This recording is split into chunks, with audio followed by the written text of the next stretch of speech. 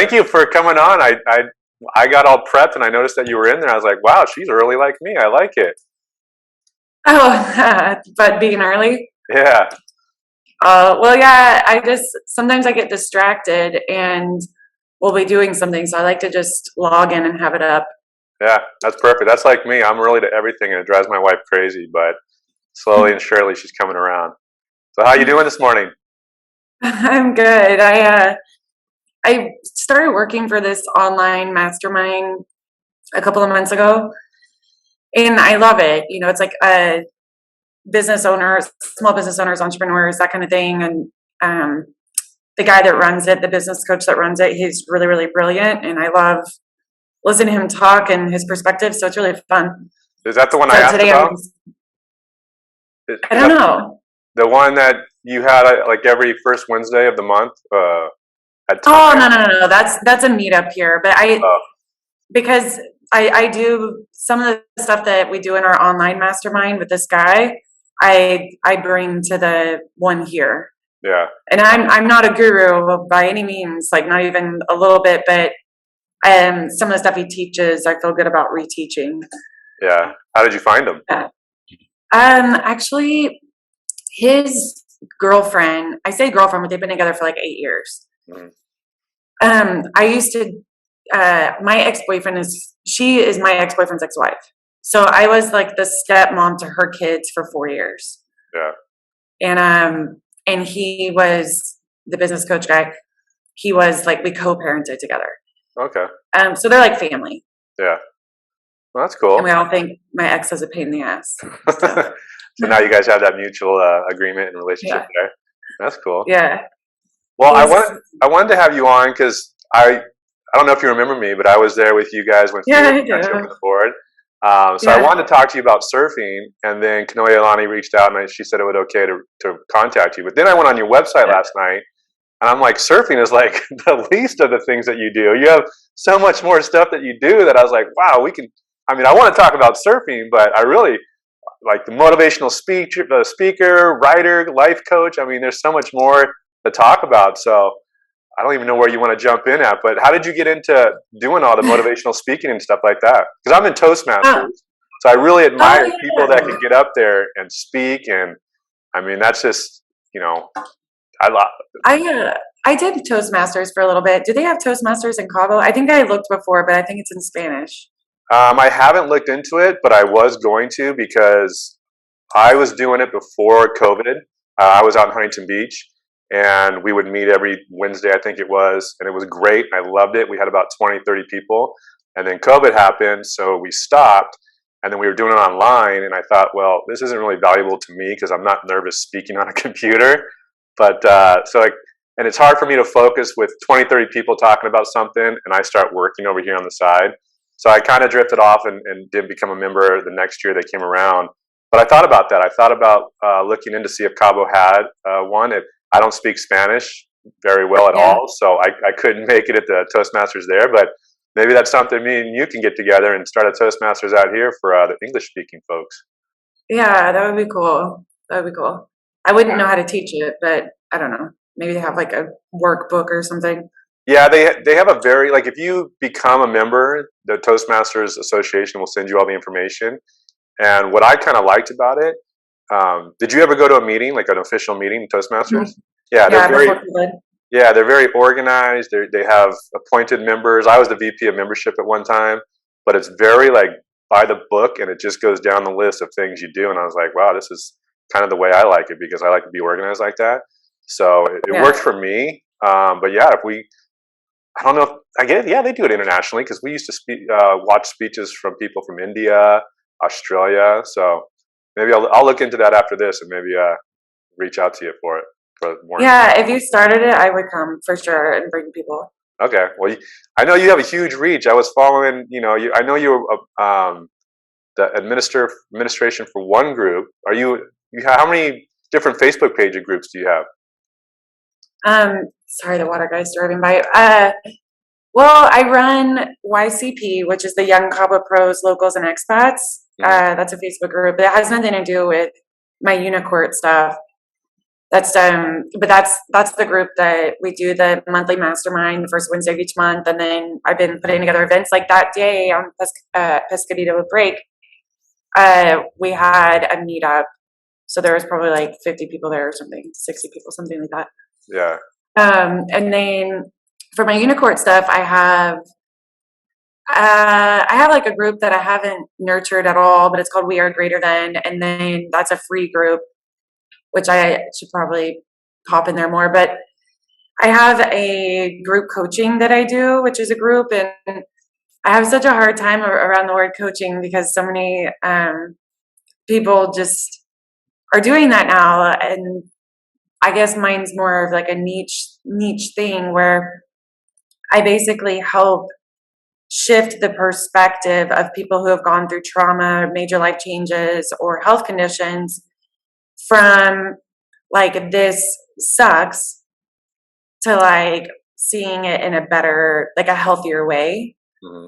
And so I run a group for that called the Greater Inner Circle. And then I do one-on-one coaching for positive psychology. So the kind of same kind of thing, but really having that one-on-one attention with people where they can share, their mindset, and I can help shift that mindset to something that feels better. Yeah. Did you have any like training or like classes, or I don't know what you need to be to qualify, but I mean, you just seemed like when I met you, you were very positive, and I was like, you're contagious. But did you was that a goal that you set out when you were younger, or like how did you get into it, and how did you want to inspire people? No, it was forced. Like I guess I felt like it more picked me than I picked it for sure. But when I was in the hospital and when I was paralyzed, I had this moment where I was sitting there thinking this could be really sad. Like I was 30, I'm 37 now. I was 32 when it started. And I think I was 33 at the time I had this, I guess, shift or moment conversation with myself where I was like, this could be really sad. I'm 33 years old, living with my parents. I'm paralyzed from the neck down. I can't even wipe myself in the bathroom. The love of my life couldn't handle it. And that relationship ended. I had to move across the country from all my friends, go on disability for my job. And there's a lot of uncertainty about your future whenever you are in that kind of health change. And I was like, this could be really sad. But what made me more sad was the idea that I would lose years of my life wishing they were over, or lose love for my life because my life changed. And that made me more sad. I was like that. So I was like, if I can figure out a way to be happy and love my life in any circumstance, then the circumstance doesn't really matter. Yeah. And so I made that choice. I was like, this could be either something that gives my life meaning and purpose, and I can just roll with it and shift, into whatever direction this is taking for me, or it will ruin my life. Yeah. So I decided to, find value and meaning and purpose in it, and find a way to adjust my life accordingly to make it something that made my life like cool and different and kind of a new way to be happy, instead of trying to live the same life with less resources, less ability, trying to do the same thing where my life just would have felt less than it was before. Yeah. Did you get that conclusion on your own, or did you have people coming in trying to, get you to go to like motivational things, or were you tired of it and you fed up and said, you know what, enough's enough? Or how did it come about? I just have really good parents, I think. I really loved my life before, like I'm not one of those people who, when they go through a major life change, and I think it's a healthy perspective. It's just not my perspective, where a lot of people say, oh my gosh, this is the best thing that ever happened to me because now my life has meaning and purpose, and, it forced me to live a better life, and, I'm really grateful it happened. I'm not one of those people, because before I also loved my life, and I also, traveled the world and did things that made me happy. And so I think I would have lived a really wonderful life then too. Mm-hmm. But because I loved my life, for me, when you really love your life, like real love is loving. I mean, I guess I'll use the analogy of loving another person, when you really love somebody in the most authentic way, you love them even when they're not doing what you want. You love them even when you're going through a rough patch. You love them and you're committed to them and you're committed to loving them and figuring it out. Mhm. So, like, to really love our life, you have to love your life in the same way. Like, if you only love your life when it does what you want, when people do what you want, when your expectations of life are met, if you will only love life when it does that, then you don't really love your life. Yeah. So, like, that perspective is like, when life doesn't do what you want, when people don't do what you want, when you get handed a difficult card, if you really love your life and want to love your life, you have to love it then too. You have to give compassion to your life. Yeah. You have to, be in a relationship with your life. And one of the phrases that was brought to my attention recently that I really like is play the cards you're dealt like they were the cards you wanted. Like, play the life you were dealt like it was the life you wanted. Yeah. And which is what I try to do. Yeah. That's awesome. Like, how did I know you said something on your page about once you realized that you were going to live your best life, you got rid of everything negative, like emotional negative, like any kind of baggage, you just left it to the side. Like, I mean, I feel like you had to me, like, I love talking to you because you're smart, you're intelligent. And I wouldn't just think about that sitting around or doing something. Like, I'm in the gym, I'm working out, I'm thinking about things, I'm surfing, I'm thinking about things, but I'm not thinking deep thoughts like, if you're not happy with yourself, you need to, like, change everything. How did you drop all the emotional and things that were bringing you down? How did you just walked away from them, or did you? Yeah, and it's still a journey. Like, I still have some anger that I'm working through. With my ex. For the most part, it's gone, but there's a little bit still there. I almost think it's like trauma or a habit or something. We can practice emotions until we're so perfect at them that it's really hard to get rid of them. But no, I wasn't in the gym when I had that thought. I was in the hospital, Mhm. and I was trying so I was forced to, but I was doing the medication that was given to me by the Mayo Clinic, which is the best neurological hospital in the country, the United States. And so I was doing that, and I was also meditating 3 hours a day from Dr. Joe Dispenza stuff. I was doing the autoimmune protocol diet, which is an anti-inflammatory diet. I was doing things like the PK protocol, which is a very expensive protocol, like $12,000 or $15,000, where you do nutritional IVs and all these crazy supplements and infrared saunas and colonics and blah blah.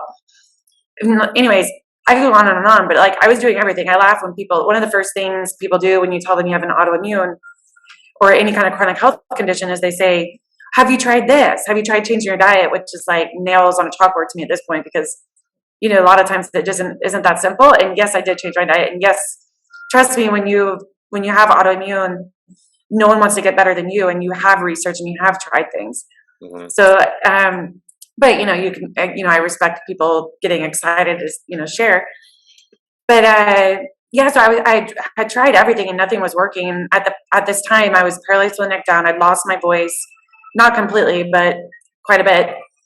And I live in Mexico, so sorry, you can hear the outside. But which is a whole different story how I came to move to Mexico. But my lungs were going paralyzed. I was paralyzed from the neck down. I'd lost my voice. My colon was going paralyzed. And I had to be like, okay, well, why am I not getting better? Like, I'm doing all of the holistic stuff, all of the, meditation stuff, the diet stuff, the Western medicine stuff, and like, I'm just getting worse. And the next thing to go paralyzed is my lungs. And when that happens, they have to give you a trach tube, and I think they put you in an induced coma. What were the doctors But telling you anyways, during all this? huh? What were the doctors telling you during all this? I mean, I had one of the worst cases in the country. My diagnosis is CIDP, which stands for chronic inflammatory demyelinating polyneuropathy, which is the chronic form of Guillain-Barré or GBS. So I have one of the worst cases in the country, and they thought I had ALS possibly. They started testing me for different cancers because they were just like, you should be somewhat responsive to this medication, and you're not.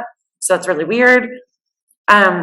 But they felt unsure of my diagnosis only because I was so unresponsive, but they felt sure of my diagnosis at the same time. They're like, this is what makes sense. And they they were like, when the medication could still work, maybe you just have a really delayed response, but 95% of people it's worked by now. And they are like, we can't guarantee anything because the neurological system is not like a broken bone. Mm-hmm. It's not like, here's the break, we're going to put in a cast, and here's the projected, recovery time. Yeah. And, neurological system, like you can't just put it on an x-ray, see where it's broken and wrap it up and wait for it to heal. I mean, there's, like spinal cord injuries, you have permanent damage. It's basically like, I don't have a spinal cord injury, but the damage that was done to my hands and my leg is basically like my own immune system severed those nerves. Like if you're watching the video, you can see my hands have disability and you can see the muscle atrophy and, how they're clawed. But at the time, they didn't know what permanent damage was there or not. Everything was paralyzed from the neck down. Mm-hmm. And I mean, they kind of can. They can do an EMG nerve conduction to see permanent damage, but that's getting too detailed here. But so they can't give promises. They can't make promises, especially when you're still declining, because they don't know how much worse your nerves are going to get and what permanent damage is going to happen the next day or 2 or 3. Mm-hmm. So anyways, on the last day I was in the hospital, the doctors basically said, look, we've done everything. We've given you every treatment that we can give you. We've given you every test. There's nothing that we can do to justify to insurance to keep you here, that you need to stay here because nothing's working and you're not getting better. And there's something else we can do. So they said, we have to discharge you today and hopefully something works. Otherwise I would end up back in the hospital with paralyzed lungs and not breathing. And I was already, everything else already said.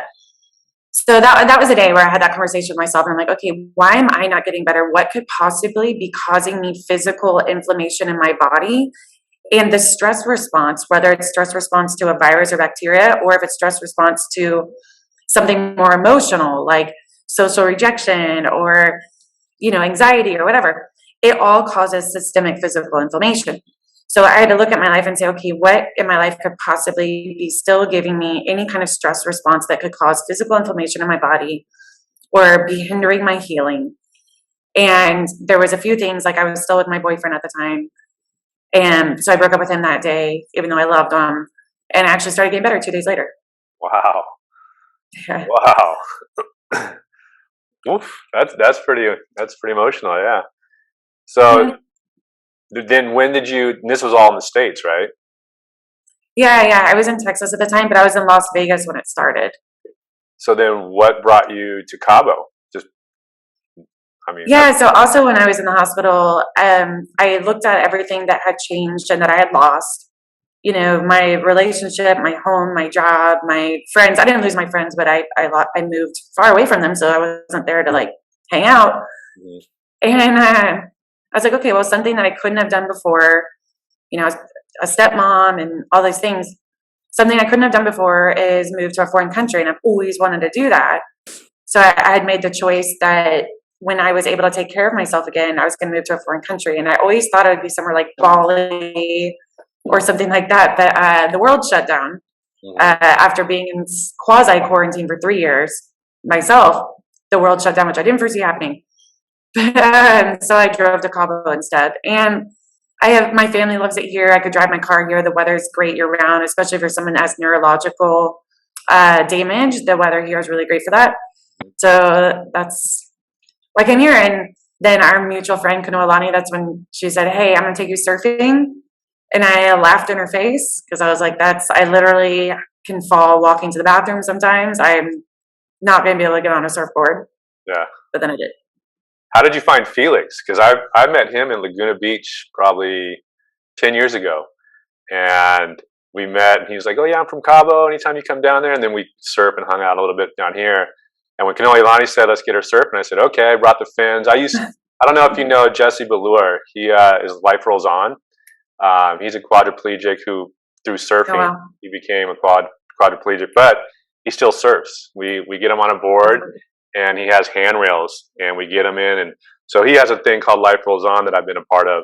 So when she said, she wants to surf, I was like, yeah, no problem, we can do it. And then I saw Felix, and I'm like, well, he's going to do it. And he did, and you got up really, I think the first wave you were up, right?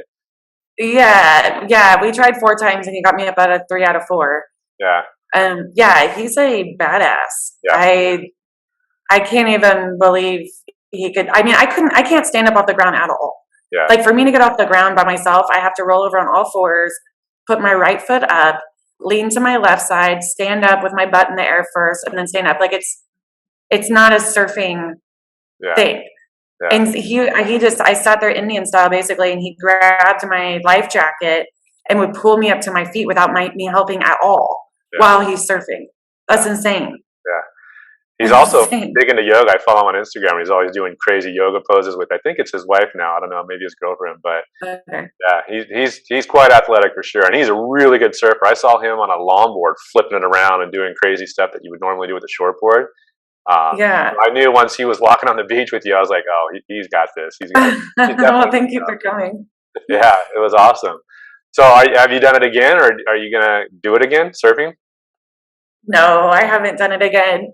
I mean, I would, but it's such a it's not like a hobby I could take up because I can't do it. I mean, and a lot of people hate the word can't, but like it for Yeah, me to say I can is resisting reality, which is like a form of suffering. yeah, But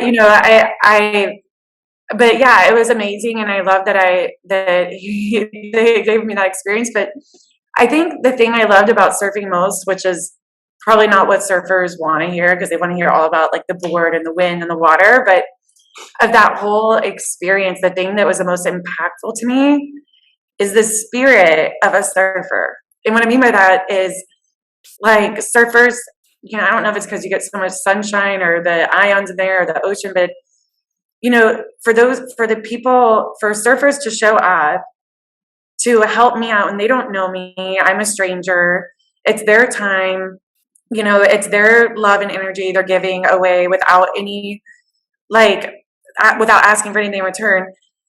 To show up just to give like someone the experience of surfing that could otherwise not do it at all, yeah, like that's what stuck to me the most. yeah. I think when I was growing up, there's always you have the kind of like any sport, you have the they're bodyboarders and they're surfers, and you always clashed. And there's still part of it, but now to me, it's all about just having other people have fun. Like I have some buddies who bodyboard, and they're like, "Oh, is it all right if we go surf?" And I'm on a bodyboard. I'm like, I don't care what you're on, as long as you're having fun, you can go out there and just body surf. It doesn't matter. But yeah, I mean, there's a movie called Step into Liquid that I tell people who don't surf or who don't know anything about the water and what it makes us feel. It perfectly describes because it takes people from Wisconsin, from obviously surf places everywhere, and it talks about what they get from riding waves and what the ocean brings to them and how it makes them feel. And so when people ask me like, "What do you surf? Aren't you afraid of sharks?" I'm like, "There's so much more than sharks," and I refer that movie to them because it puts in words and it describes it better than I can of why we do it and how we feel when we do it. And to me, it's saltwater therapy. And if I'm not in the water like a week or two, if I'm sick or something, and my wife says you need to go in the ocean because you're getting crabby. So to me, it's life. I mean, I'll never quit. I was out of the water for 9 months because of a shoulder injury, and my wife will tell you it was the hardest part of was being out of the water. I couldn't, I need that salt water. And moving out here to Cabo, I can do it without the wetsuit and all that stuff. And then, it's a great feeling. So I'm glad you got to share a part of that, of why we do it and why we love it. And I'm glad you got as much joy out of it for one day as we do every day. So that was great. Yeah. It's such a cool culture. I've always loved surfers, even before I was paralyzed. I tried surfing one time before I was paralyzed. And I definitely see the appeal. I also see that it takes time Yeah. to get good at it. Yeah. But I've never met a surfer I don't like. Yeah. I really haven't. Surfers are so like loving and carefree and lighthearted, and it's almost like so much of the negative emotions or the challenging emotions, or like what like your wife said, you need to go surfing. That anxiety or that uncomfortable energy that happens in life to everyone. Like I think you guys just surf it out or something, because surfers just when you meet them, you don't have that heaviness to you, that you're able to like shed the pain of life or the struggles of life and like leave them out in the water. Yeah, 100% agree. Anything that negative happens, like if I have an issue with this or stress about that, I'm going to go surf. And then you leave it all behind and you just kind of sit out there and, you see dolphins, you see the wildlife and stuff. And it's just something that, when people get stressed or something on land, I don't know what you can do. You can go read a book or whatever, but it's nothing like being out in the ocean. It's definitely a stress reliever for sure. But it's funny because you say surfers are mellow and everything. I also do a lot of fighting and training. And, that's why I started the podcast, because my wife said I have two different worlds. I have the surfer, mellow, let's go chill and catch some waves, and then I got the fight guys that I hang out with that are all about sparring and fighting and having fun. And I know a lot about both worlds, and so she said you should start a podcast and intertwine the two, and I did. And then I just started talking about things that I like to talk about, kind of like the Joe Rogan. Like, he doesn't have one niche guy; he just has whatever he wants. He has his friends, his comics, whatever. So that's how I started this podcast, was with the fighting and the surfing, and then got into all the topics that I like to talk about and people that I find interesting. So yeah, it's great. So how did you get in? I'm searching around on your website last night in the retreats. You have a book club, but how did you get into the retreats and hosting those? I saw one just recently in Tulum, right? No, I didn't end up doing that one, but I will.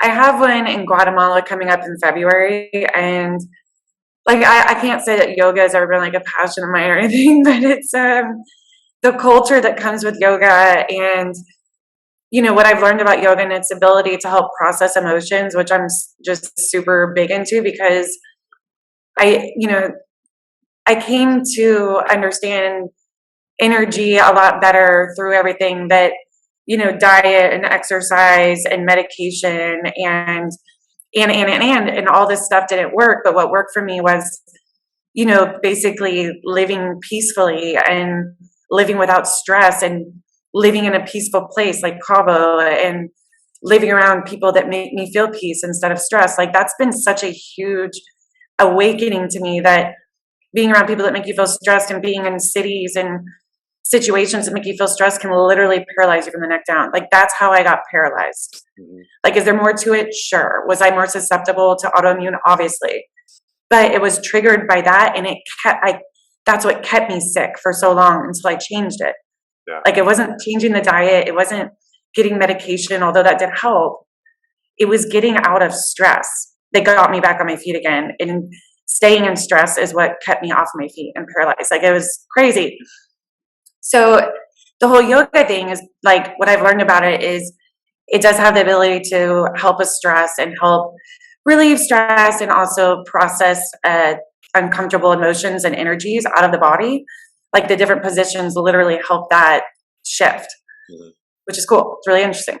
So I like that. But traveling has been monumental, like such a big part of my healing. Like you surf. Like, what you get out of surfing, I get out of travel. Like, when, and I was like that before I even got sick. Anytime I go to a city I've never been in, like, one of my favorite things in the world is to wander the streets of somewhere I've never been, even if it's Nebraska, nothing against Nebraska, but just, like, just anywhere in the world, if I've never been to that city, just observing the people and walking the streets and feeling the energy and, like, the love that went into the town and the history there. And, I just love it so much. And I went traveling around the world for a year before I got paralyzed, and just being in Cabo has been really good for me. So, like, traveling, I've read a statistic before where Dr. Dispenza, he says 97% of what we think every day, it's a thought we had the day before. 97%. That's insane. Yeah. Or maybe it was 95 to 97. That means only 3 to 5% of what we think each day is a new thought. And it's really hard to overpower old thoughts when we only spend 3 to 5% a day having new thoughts. Anyways, so I read a statistic one time where when you're in a new place or when you're traveling, then you have 30% of your thoughts are new, because you're in a more creative space. You're stimulated by more new things. You're living more mindfully and more present because you're not in autopilot, because you have all this new stimulus. So anyways, it's like, that's really powerful for people that are working on their mindset, or they're working on creativity, or, want to feel different. When you can, up at 30% of new thoughts, that's incredible. It's what an amazing creative space. So the retreat thing is, opening this space for other people to find the same kind of healing and, awareness and mind opening and like self discovery that I've gotten. So that's how I got into the retreat thing. That's awesome. So when's your next one coming up? You said you didn't do the Tulum, Guatemala? Yeah, I'll do Tulum later, but I'm doing San Marcos La Laguna in Guatemala, February 6th through the 12th. Okay. And it'll be sweet. Little women's retreat. And I spent 22 days. San Marcos La Laguna in Guatemala is the first town I went traveling again. It'd be like for you, like the first wave you took again after being paralyzed. Yeah. Like San Marcos La Laguna is the first little town that I went and backpacked and traveled through after I was paralyzed. So it's a special healing place to me. That's great. So now, do you roll in the motivational speak? I want to go back to the motivational speaking. That's awesome to me. How did you get into that? Like, and how do people find you, and how do you do that? Well, I love to share, and when I was in the wheelchair paralyzed, there's not like a lot of hobbies you can do, and watching TV has never been a hobby of mine. I mean, I like it. Like, I like getting in my next Netflix shows, but to watch TV all day, every day, because there's nothing else you can do is like, not my thing. Yeah. But I couldn't do anything. I couldn't even write. Like, I used to be a writer, and I couldn't talk to text because I'd lost my voice. So, like, there was just nothing I could do with my time. So my dad put my phone on this phone stand by my face, and I started writing with my nose, one letter at a time. Wow. And then I started once my voice got a little better, I started making videos. And that became a hobby of, it was very therapeutic to just talk about what I was going through. I'd have people dress me up in costumes and like make funny videos and jokes. And it was awesome. I started sharing it on Facebook as my superhero name, which is Unicorn. And that name came about because when I was in the hospital, I said I was a unicorn. Whenever they were like, we don't know what you have. This is super weird. I'm like, oh, so I'm a unicorn. Like, this doesn't exist. Awesome. Yeah. And from that, people started calling me Unicorn because my name's Courtney. Like, oh, you're a unicorn. You're Unicorn. So I started sharing under the Unicorn name, and it's grown to over 100,000 followers on it. And from there, I'm making videos. I'm speaking. It's become a space of motivational speaking, helping kind of coach people into feeling better. And from there, I've done some live motivational speaking that people have asked me to do that follow my page. That's awesome. So, so do you ever get invited to go speak at like you said earlier, a mastermind group or a kind of motivational event? Have you ever spoken up? Yeah, you don't get nervous in front of all the people? I don't know. I think I don't, but I know I do because I watch the recordings and I kind of like I'm all fidgety and talk really fast. I don't feel like I'm not shy. I've done made a lot of, one of my videos has over 30 million views right now. Wow. So like, I'm not private or secretive or shy, but yeah, it is different when you get in front of live living and breathing people and they're staring at you. It is different. Wow. So do you still write? I mean, that's super impressive that you were typing with your nose on the phone. Are you able to? Yeah, I haven't been writing as much lately, but I did write a chapter in two people's books. One is The Art of Unlearning, and then there's one that's about to actually come out in the next couple of weeks, Pulling Each Other Along. So yeah, it's still a little bit ready. Eventually, I'll write my own book. I think I'm still living in my book. Yeah. And when I get to that last chapter, I'll know. Yeah. Well, so how long have you been out in Cabo now? A year. And you're so involved. I didn't even realize you were the administrator of that one, the young Cabo one. But yeah. You just jump right into the community, right? And just start. I love it. Well, here's the thing. Here's why I was so motivated to do that. It's because I lived with my parents who are incredible for 3 years. And I used to have a really strong group of friends. And I still have them. It's just, I don't have the capability, like the physical ability to do what they like to do anymore. Like they like to go snowboarding and, dancing and blah, blah.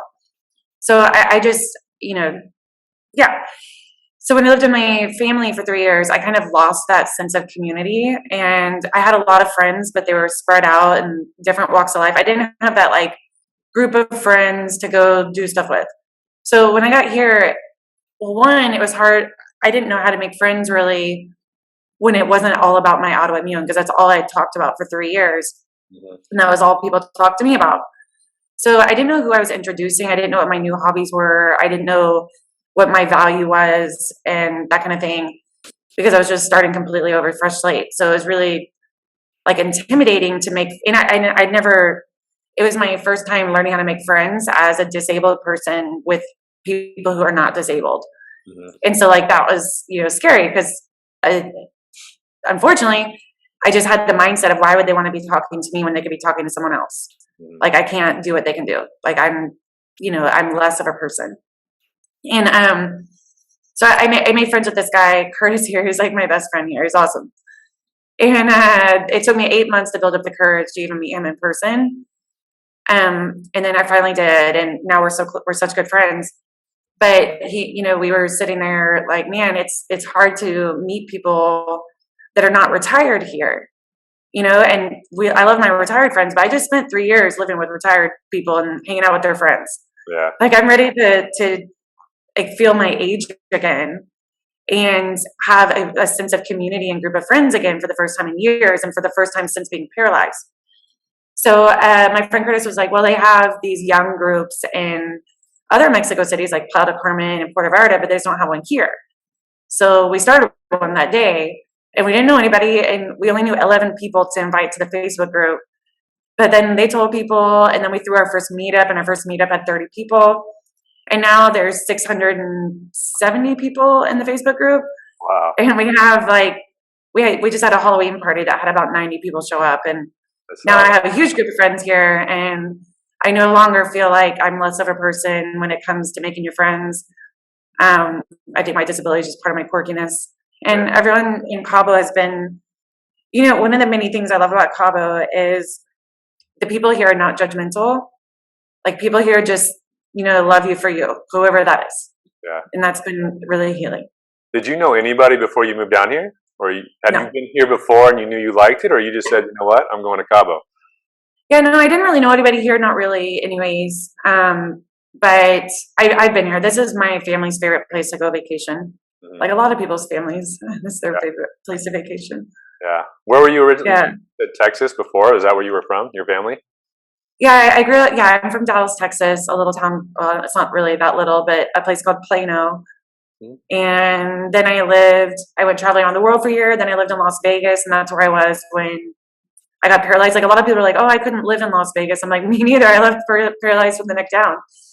And then my parents brought me back to Texas to, love me, kiss me, and nurture me to health again. And I was there for 3 years. Oh, wow. Well, when I joined what is it called? Young. Yeah, YCP, Young Cabo Pros, Locals, and Expats. Yeah. I thought I might be too old because I'm 46, and I saw, I'm like, well, I don't know if I can go to these meetups because I'm a little older than the young. I don't think I pass for young anymore. No, I want to meet people in their 40s. I know I've thought about that before. But it depends on the meetup. Sometimes it probably depends on what the activity is. But like the mastermind meetups at time, it's mostly people in their 30s and 40s. Yeah. But then the yacht party with the DJ was mostly got people in their 20s. So I think it just depends on the activity. So I got to pick and choose which events I want to go to. Otherwise, I'll be like the old guy at the bar. I'll just be like, "Who's that? Who came? Who's the old guy who came to the young guys meeting?" No, the people in their 40s, I want them there. They're welcome. All right. Well, I want to go to the next one. I think we talked about it on Facebook about I think December something, but yeah, December 1st is the next co-working one. Yeah. Okay. Well, where do you see yourself like in 5, 10 years? You think you're still going to be out here in Cabo? Like, what are your goals? God, doesn't that change for everyone all the time? I want to be in Austin, Texas, because my family's in Dallas, and I want to be able to drive home and see my nephew play football, or and I love Austin. Austin's a place that I feel, happy. Going back to, I've learned to put myself in environments that make me feel not stressed and happy to be alive and in alignment and mindful and present. And Austin's one of those places. I've been there, done that in Dallas, and Dallas isn't where I want to do that at. But Austin is close to my family. But I'm so happy here in Cabo. like I wanted to be here in Cabo for a couple of years just as a transition place of going from living with my parents and not knowing how to make friends or what I wanted to do to like feeling back my age again and feeling ready to be like re-released out into the wild is what I like to say.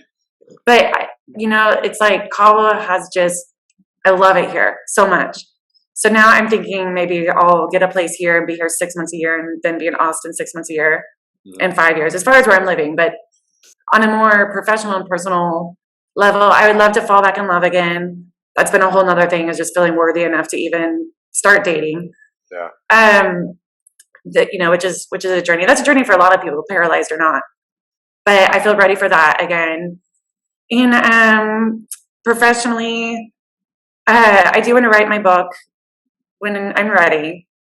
And I would love to grow my private membership group where I basically come up with lesson plans and teach how to think in a different way that feels better for people that have gone through major challenges or are currently going through one.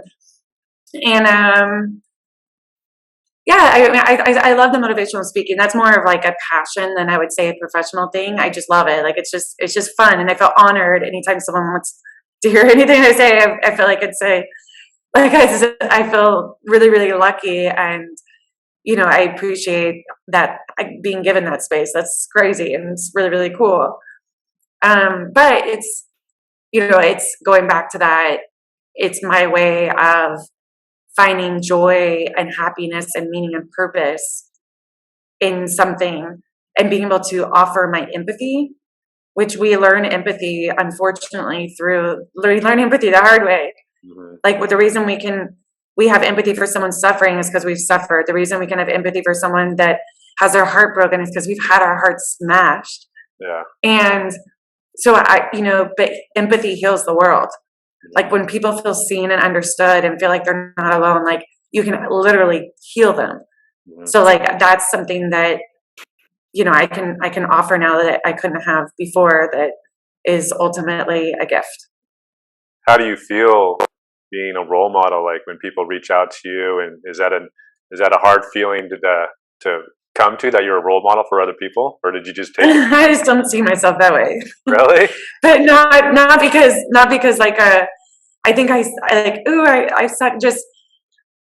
I just see everyone as a friend I haven't met yet, really. Like I just think everyone has a story, and everyone has something to offer, and everyone has a gift, and everyone is a role model in some way.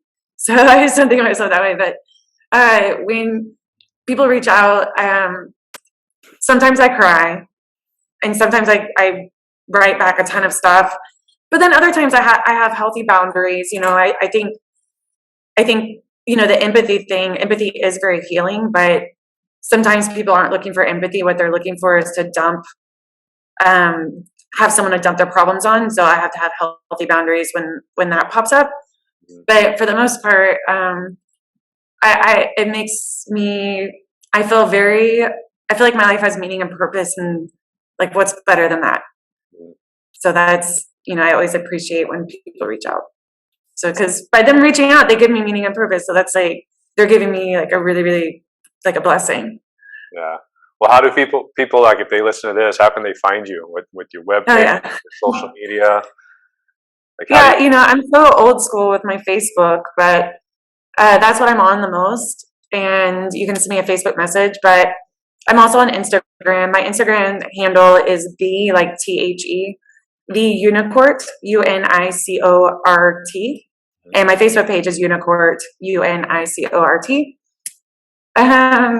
And then, I've got a phone number on the top of my Facebook that you can text message. Also, and you're bold giving out your phone number. Well, it's a special phone number. It's my Unicort phone number. I like to do that instead of blasting out emails. I like to blast out happy text messages here and there. Wow. Okay. Well, I thank you so much for coming on. I mean, your story, everything that you're doing. I love how involved you are in the community.